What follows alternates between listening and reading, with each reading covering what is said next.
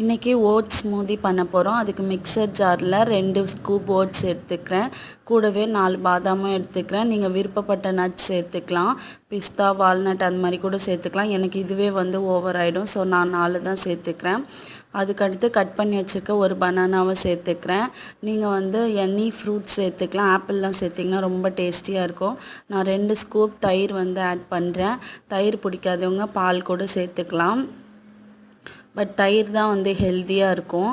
இப்போது டேஸ்ட்டுக்கு கொஞ்சமாக ஹனி சேர்த்துக்கிறேன் ஸ்வீட்னஸ்க்கு. நீங்கள் டேட்ஸ் கூட சேர்த்துக்கலாம். தேவையான அளவுக்கு தண்ணி ஊற்றி மிக்சர் ஜாரில் நல்லா அரைச்சிட்டு வந்துடலாம்.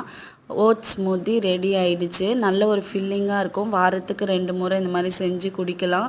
குழந்தைங்கலேருந்து எல்லாருமே குடிக்கலாம். ரொம்ப ஹெல்த்தியாக இருக்கும்.